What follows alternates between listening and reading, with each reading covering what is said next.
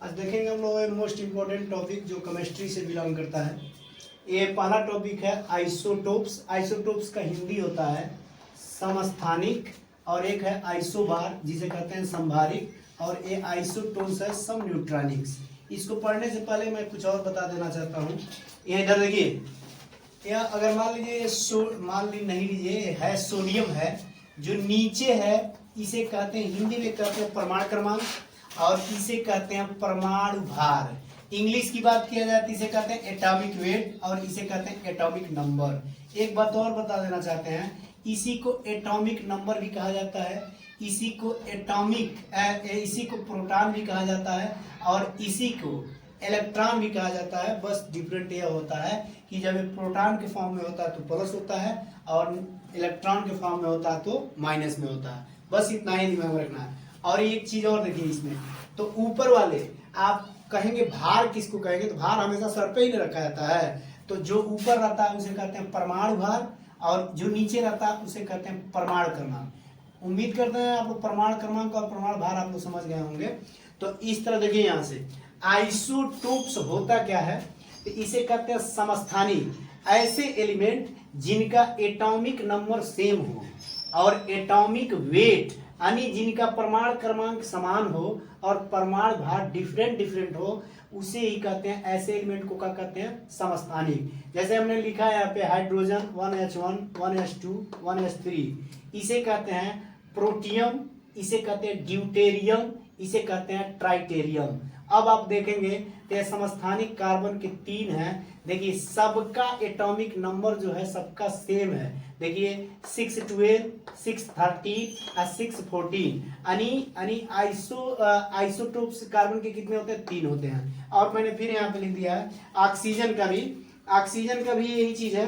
Oxygen में देखेंगे तो सबका देखिए एटॉमिक नंबर एकदम सेम है। इसका भी 8 है, इसका भी 8 है, इसका भी 8 है, लेकिन इसका देख रहे हैं एटॉमिक वेट देख रहे हैं तो ये सबका डिफरेंट है। 16 है, 17 है, 18 है।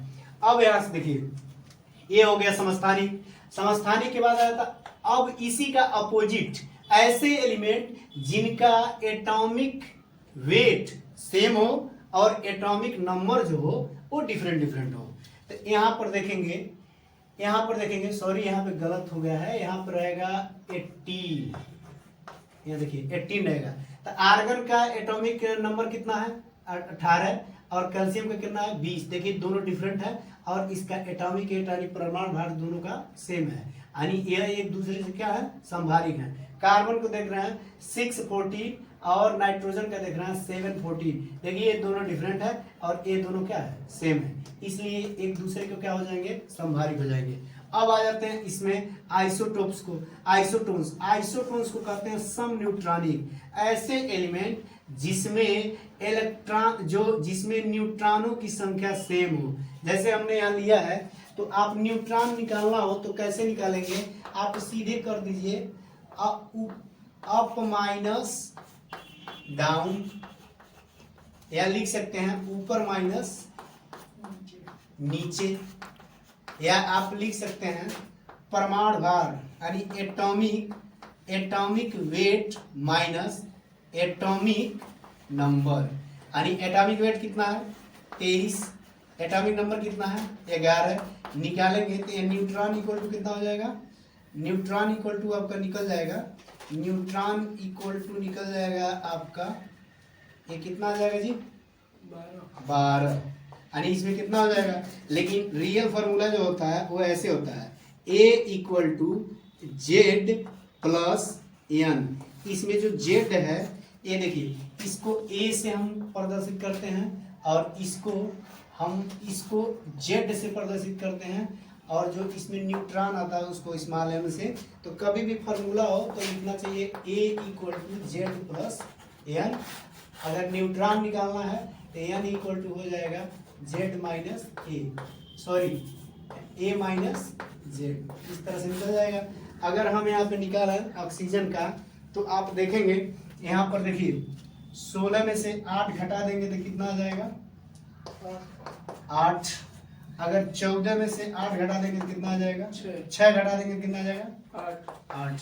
देखिए यानी दोनों के अंदर जो न्यूट्रॉनों की संख्या है सेम है। तो जब जब एटॉमिक नंबर डिफरेंट हो और एटॉमिक वेट से एटॉमिक नंबर जब सेम हो और एटॉमिक वेट डिफरेंट हो तो उसे कहते हैं समस्थानिक। और जब एटॉमिक वेट यानी सेम हो और एटॉमिक नंबर डिफरेंट हो तो उसे कहते हैं आइसोबार। और जब देखते हैं दो या दो से अधिक ऐसे एलिमेंट हो जिनके अंदर न्यूट्रॉनों की संख्या जब सेम होती है तो ऐसे एलिमेंट को कहते हैं सम न्यूट्रॉनिक्स, जिसे हम इंग्लिश में कहते हैं आइसोटोन्स। उम्मीद करते हैं आप लोगों को ये पूरा चीज समझ में आया होगा। आगे के लिए नेक्स्ट क्लास में थैंक यू।